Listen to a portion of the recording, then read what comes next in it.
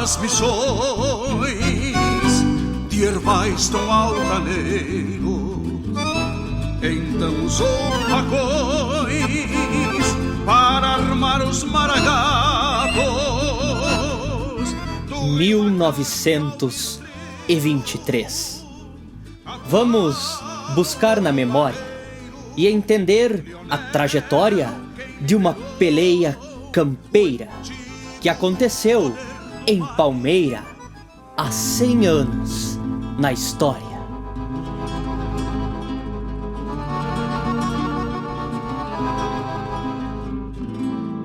No 23 de janeiro de 100 anos atrás. Toda a história da antiga Palmeira, da Grande Palmeira, ela tem uma presença muito forte de uma polarização política que estava presente no Rio Grande do Sul, mas que também esteve muito presente na nossa região. Embora a história, a memória tenha consagrado o nome como Revolução de 23, ela não se constituiu de fato numa revolução porque ela não trouxe aquelas mudanças esperadas. Na verdade, o movimento revolucionário tinha intenções de se constituir numa verdadeira revolução que transformasse o Rio Grande do Sul, fizesse mudanças importantes do ponto de vista político, social e econômico. São mudanças que não se concretizaram. A única mudança é uma mudança constitucional, mas o motivo da revolução não é atingido plenamente. A Revolução de 1923, ela começou em janeiro de 23 e foi até dezembro. E todo esse movimento foi questionando a eleição do Borges de Medeiros à presidência do Estado, que ocorreu no ano anterior. Então, Borges foi reeleito pela 5ª vez e a oposição, liderada politicamente pelo Assis Brasil, ela questionou o resultado da eleição. Essa polarização política, ela faz parte da história do Rio Grande desde antes da República. No Império já tínhamos uma divisão política bem importante entre liberais e conservadores. O Partido Republicano Rio-Grandense, no caso, ele é dominante no poder, mas se constitui um grupo de oposição que é o Partido Federalista. Os republicanos vão ser designados como chimangos e os federalistas como maragatos, fazendo aquela tradicional divisão dos lenços brancos e vermelhos que está tão presente nas nossas músicas e no nosso imaginário social e cultural do Rio Grande do Sul. Da quinta posse de Borges de Medeiros. Mas por que aconteceu a dita revolução? Se tinha a Constituição para honrar os seus direitos. Quem, afinal, foi eleito depois daquela eleição? O ponto principal do questionamento era um ponto da Constituição do Estado. O artigo 9 dizia como deveria ser contados os votos para se considerar eleito o candidato. Dizia que bastava ter maioria dos votos válidos durante o pleito. Mas a oposição, liderada por Assis Brasil, tinha uma outra interpretação, que era, tem que se contar não apenas os eleitores que compareceram às urnas, mas todo o eleitorado apto a votar.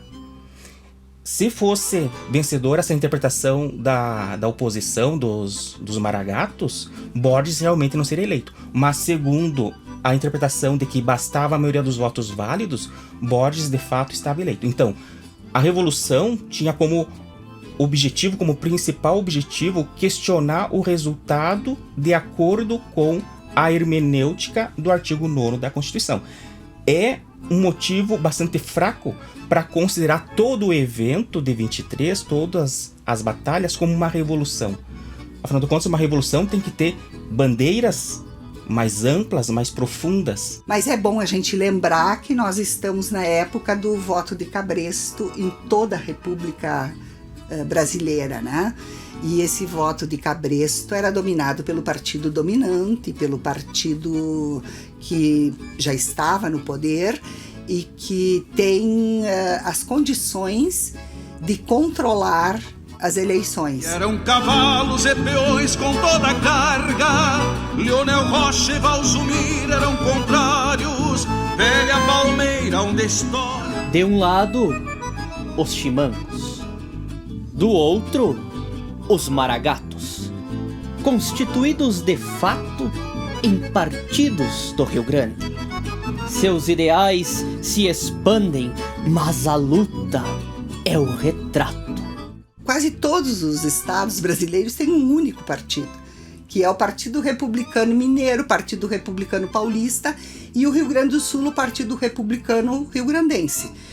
Mas, além do Partido Republicano, o Rio Grande do Sul tem uma oposição, que é o Partido Federalista, que não era comum nos outros estados, porque o Rio Grande sempre se caracterizou por esse enfrentamento, forças políticas contrárias.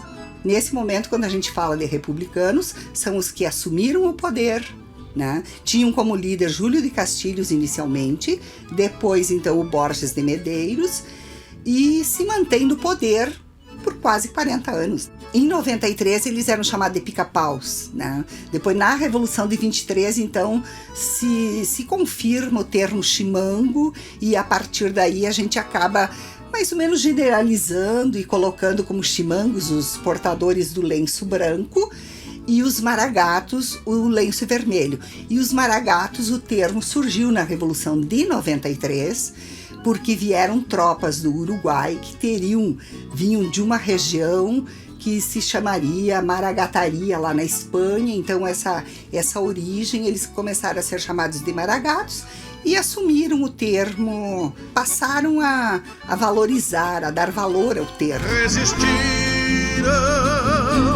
peleando por este chão.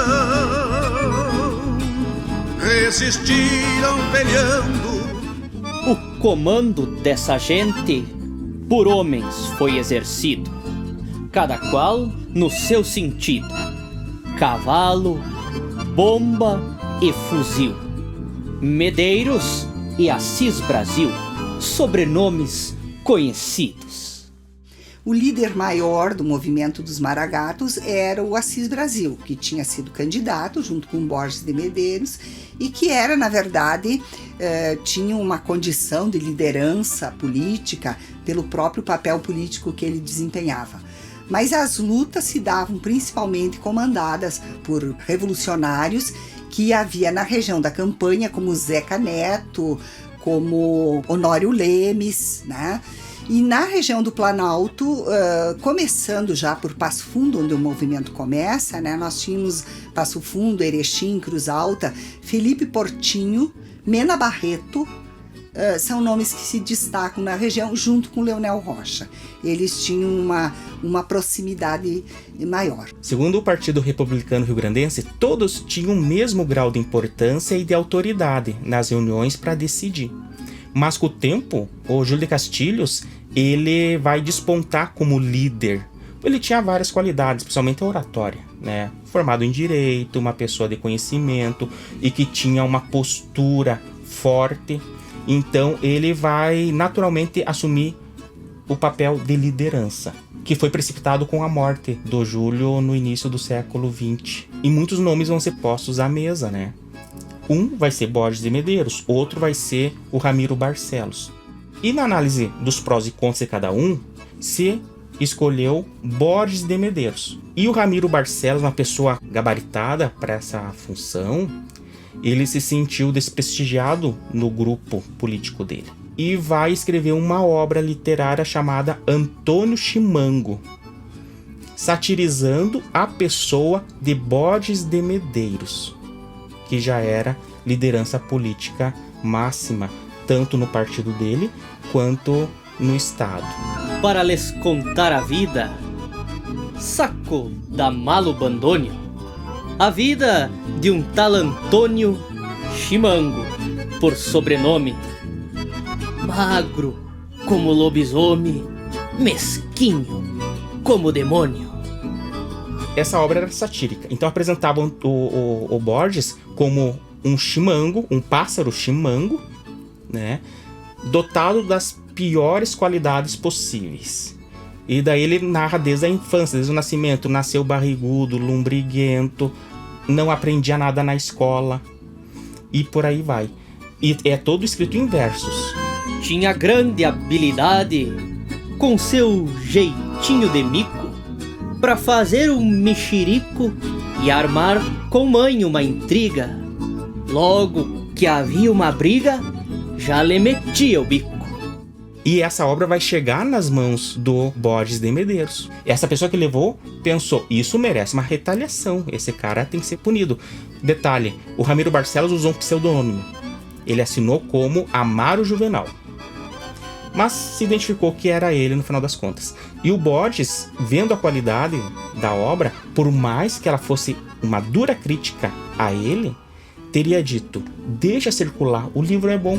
Um dia chamou o chimango e disse: escuta, rapaz, tu vais ser o meu capataz, mas tem uma condição: as rédeas na minha mão, governando por detrás. E um fato importante sobre a escolha do Borges pelo Partido Republicano Rio-Grandense. Dizem que ele, e daí isso está na obra do Ramiro Barcelos, ele não é o mais inteligente, mas é o mais obediente.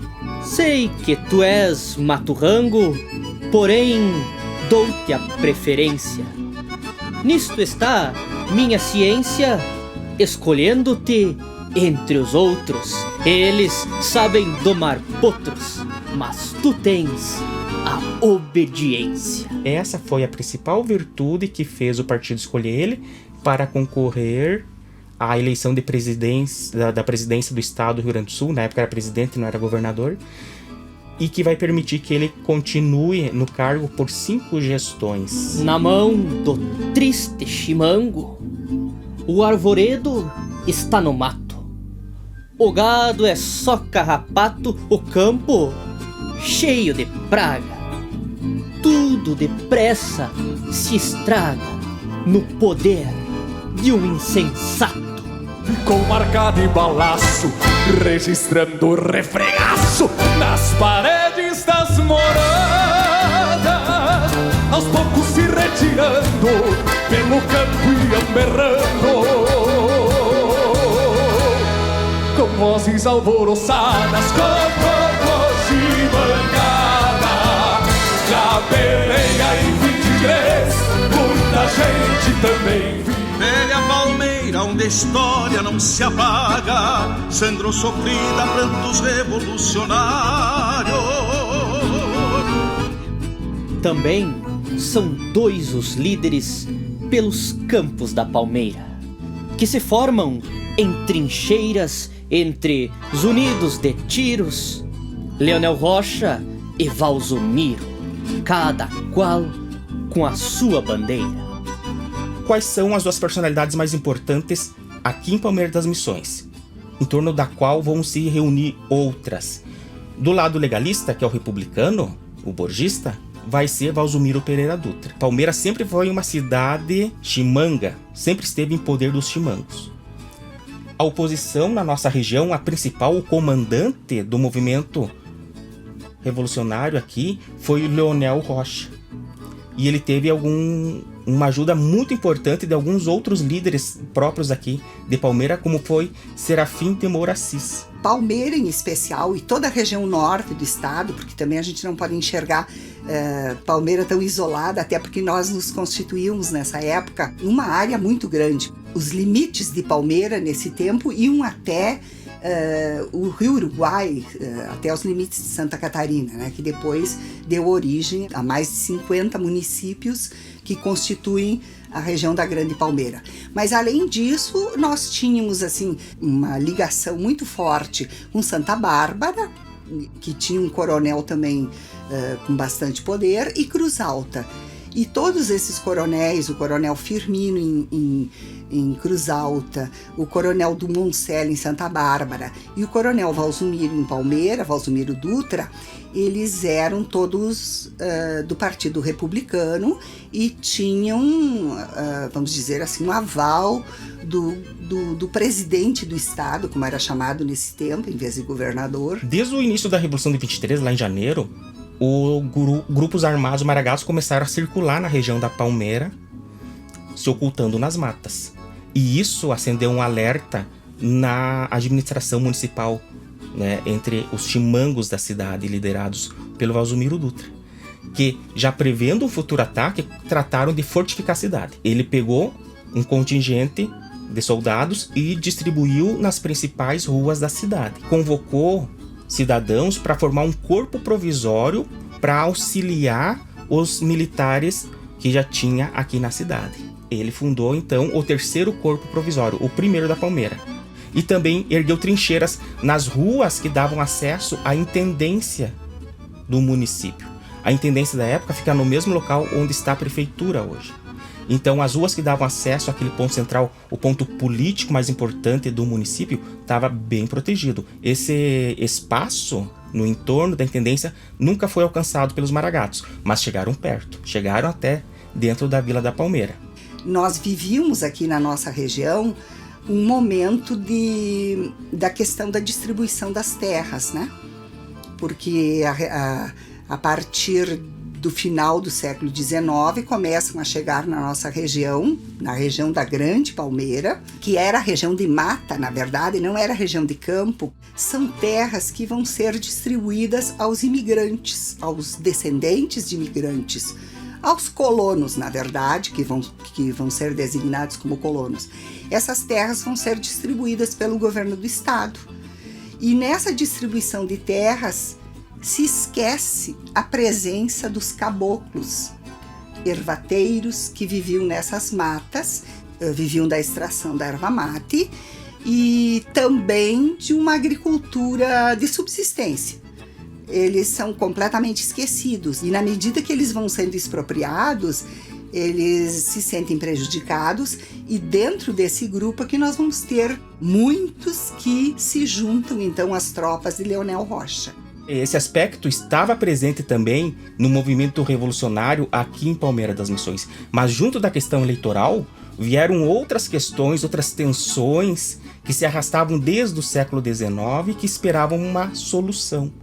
E quando estourou essa revolução por causa da eleição, aquelas tensões foram usadas também pelas pessoas que estavam se sentindo de alguma forma oprimidas pela construção da sociedade da época. Foi visto como um momento também de colocar ali as suas pretensões, as suas reivindicações, que giravam principalmente em torno da posse e distribuição da terra, que desde o século XIX houve um processo muito forte de privatização de tudo que era público. Havia terras públicas, havia ervais públicos, onde os caboclos, os pequenos roceiros, os ervateiros garantiam sua sobrevivência explorando esses espaços públicos, mas que passaram a ser privatizados. A liderança mesmo do coronel Valzumiro, ela vai se constituir no século XX daí, né? E ele tem um poder político, um poder militar muito grande, né? Mas a liderança dele é mais no século XX. Então, em 23, ele está bem posicionado, assim como uma liderança política importante. A gente fala na história que a Revolução de 23 é uma revolução de coronéis contra coronéis. São os coronéis da campanha contra os coronéis do Planalto, né? Mas em Palmeira das Missões, especificamente, o líder não é um coronel no sentido que a gente tem de grande proprietário de terra, porque o grande líder é Leonel Rocha, que não é grande proprietário, que não tem as características do coronel. O Leonel Rocha, ele vai comandar uma tropa de pessoas que se engajam ao seu movimento, sendo muito constituído por caboclos simples que vão se aliar a ele na defesa de ideais libertários. Esses ideais libertários, em grande parte, uma luta contra o governo do Estado, contra o poder forte dos republicanos, mas também uma luta contra a questão econômica. O principal jornal da época no Rio Grande do Sul era a Federação, o órgão do Partido Republicano Rio-Grandense. E ele trazia as manchetes de todos os eventos e momentos da Revolução, e sempre tratando os maragatos como bandidos. Tanto que o setor do Estado do Rio Grande do Sul, na época, que mais tratou da Revolução foi a polícia, porque todo o movimento revolucionário foi visto como caso de polícia, e os seus líderes como bandidos fora da lei. E, curiosamente, nenhum deles foi tão massacrado pelo jornal quanto o Leonel Rocha, que era chamado de bandido, chefe de maloca, bandoleiro. Levante dos maragatos, Palmeira perde a paz. Uma luta nessas plagas dividiu até os vizinhos. Foi brabo achar o caminho, mas entraram na cidade. Aconteceu, de verdade, a Batalha dos Maragatinhos. Leonel Rocha, na véspera do dia 4 de julho, ele estava reunindo suas tropas no Potreiro Bonito, uma região que fica a leste da sede do municipal, região rica de mata e de ervais. Lá ele reuniu o seu grupo, o seu exército, podemos dizer, para o ataque de Palmeira. Ele iria então atacar pelo leste, mas havia também maragatos que atacaram pelo norte e pelo sul da vila. Só não se movimentaram a oeste, porque o oeste era tomado por campos, campo limpo, né?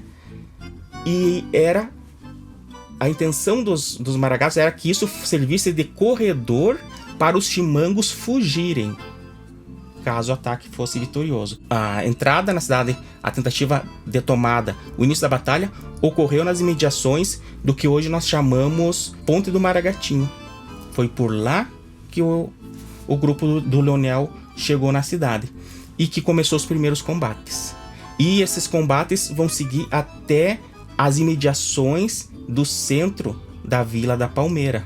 A batalha começou em torno das 3h30 da manhã e vai se arrastar até as 8 da manhã. Vão ser 5 horas de batalha ininterrupta e com pesada fuzilaria.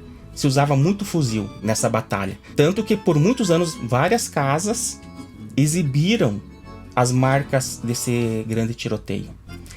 Então a cidade estava fortificada, os chimangos estavam encastelados na cidade, e o ataque maragato, embora bastante forte, não foi suficiente para derrotar essas defesas. Eles saíram lentamente, mas não conseguiram retirar do teatro da batalha o corpo de alguns soldados maragatos que ali tombaram. Segundo o professor Mozart Pereira Soares, foram 3 os mortos. 2 no início, junto à sanga, que hoje nós chamamos Sanga do Maragatinho. O outro já dentro da Vila da Palmeira. E o que foi feito com esse corpo que estava dentro da cidade? Foi amarrado na cincha do cavalo e arrastado até onde estavam os outros 2. E lá ficaram insepultos. Até que pessoas populares se sensibilizaram com a situação e fizeram um túmulo na terra improvisado. Com o tempo, esses restos mortais vão ser transferidos para o cemitério da cidade. Mas o local hoje é marcado com um monumento aos maragatinhos. E esse aspecto é tão forte, tão importante e ocupa um espaço privilegiado na memória local, que o próprio bairro que se formou lá, hoje também se chama Bairro Maragatinho, em homenagem a esses soldados, também a toda a causa dos maragatos e a própria Revolução. O norte do Rio Grande do Sul teve esse enfrentamento bem grande porque as tropas do Leonel Rocha estavam presentes nesse movimento de guerrilha. Leonel Rocha, Felipe Portinho, que pegavam a região de Passo Fundo, de Erechim, Cruz Alta, Santa Bárbara. O livro do Dr. Mozart relata muito bem o ataque à Palmeira neste momento em que o Leonel Rocha tenta tomar o poder. Os maragatinhos nunca foram identificados. Só o que se descreveu deles e que a história preservou, o tempo preservou, foi que eram jovens, pobremente vestidos. Provavelmente estavam lá amando de alguém. E interessante, ninguém nunca reclamou os 3 corpos. Talvez para nós esse seja o monumento mais marcante da presença da Revolução de 23 em Palmeira. Eu acho que a gente tenta resgatar esses momentos. Eu acho que as músicas do Carijo fizeram muito bem isso. Essa história hoje ela está muito presente na vida das pessoas e todos têm algum conhecimento, porque alguém escreveu lindos poemas sobre esses acontecimentos, né, que se transformaram então, e a música ela traz uma vivência importante desses momentos, porque ela é mais fácil de ser entendida do que um texto histórico muitas vezes, né? Quem são eles?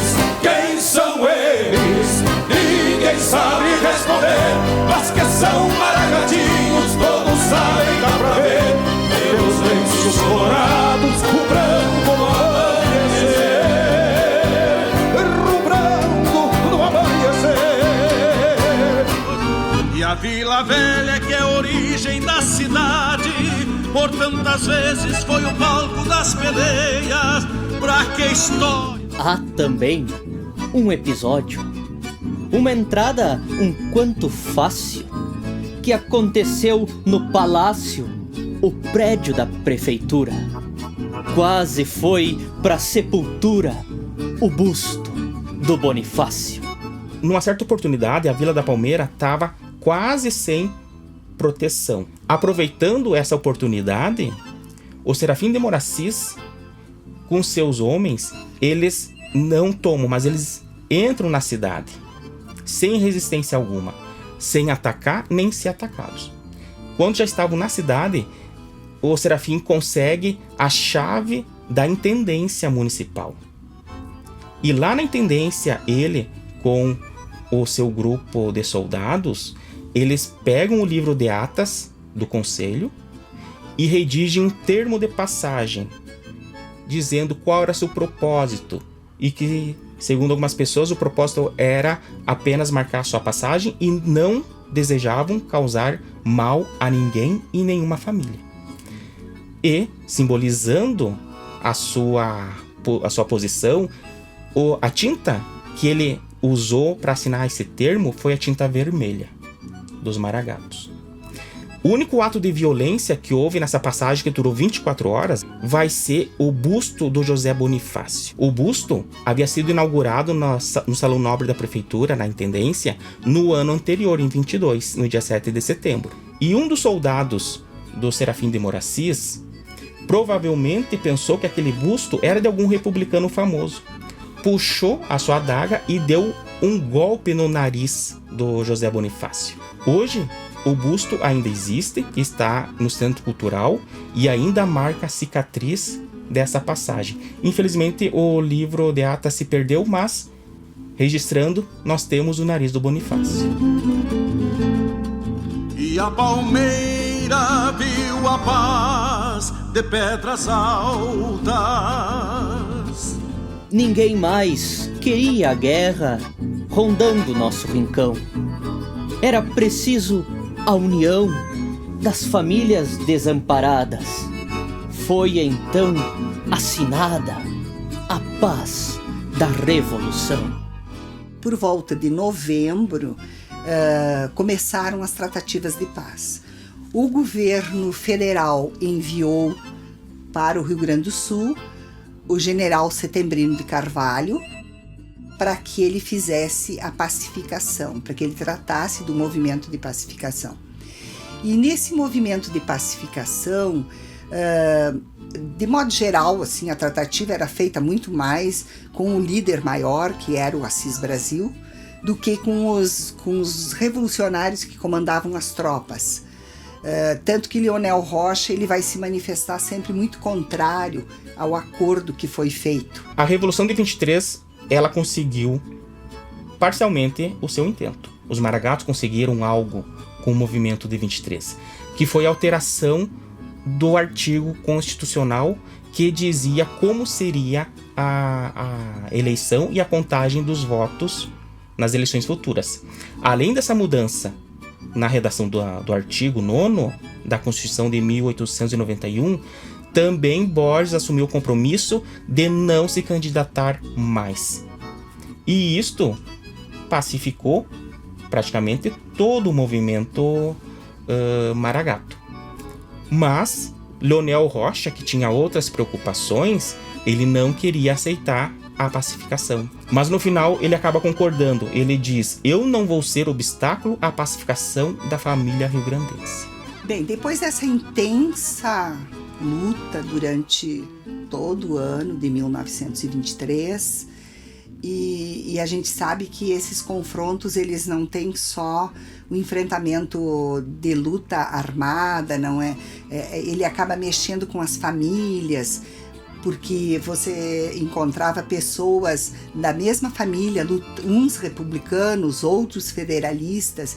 Então a Revolução trouxe essa separação, essa dissidência entre as famílias rio-grandenses. Foi assinado em Pedras Altas, no castelo de Pedras Altas, que pertencia a Assis Brasil, hoje um castelo que está sendo revitalizado e que vai fazer parte do patrimônio arquitetônico do Rio Grande do Sul, inclusive, pela sua importância.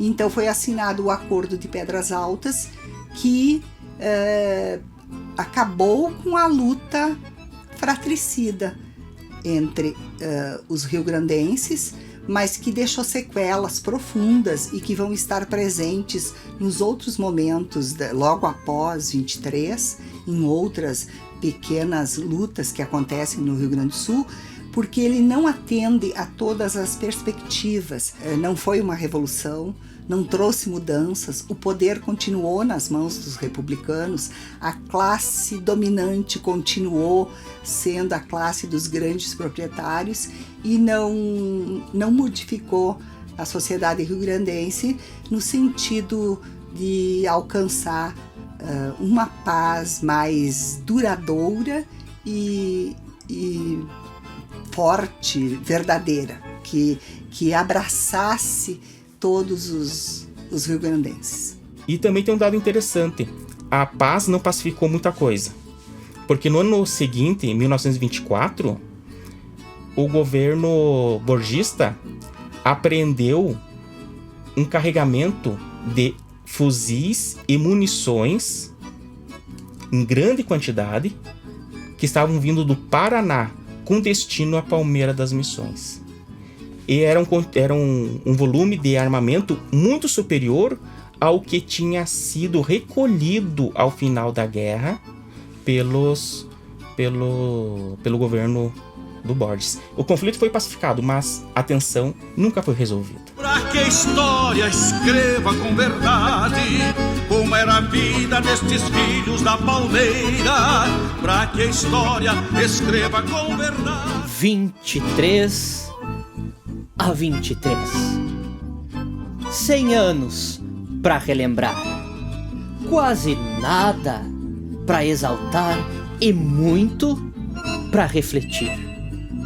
Nada disso a se repetir. Somente história para contar. 100 anos da Revolução é um momento muito importante para se refletir, sim, porque todos os acontecimentos deixam marcas. A história não deixa ninguém impune, né? Ela, de alguma forma, ela vai marcar. Ela marcou a sociedade rio-grandense, marcou, sim, com certeza, né? E acho que deixou aquele sentimento de luta por uma república autêntica, verdadeira, em que tivesse a participação de todos. E, de certa forma, os 100 anos da Revolução servem para a gente refletir que todo autoritarismo é condenável. E no ano de centenário da Revolução de 23, é sempre importante a gente estar refletindo tanto sobre o movimento em si, quanto os resultados dele, né? Quais tensões daquela época foram resolvidas pela Revolução de 23 e quais ainda perpetuaram-se até o presente. Principalmente quando a gente for pensar nas bandeiras defendidas por Leonel Rocha na região de Palmeira. Se estudar a fundo o grupo que fazia parte do contingente do Leonel, que era tão plural, havia muitas demandas e muitas delas alcançam os nossos dias. Não era uma questão de luta especificamente contra Borges de Medeiros ou contra os republicanos. A luta era contra o poder excessivo que foi dado a eles.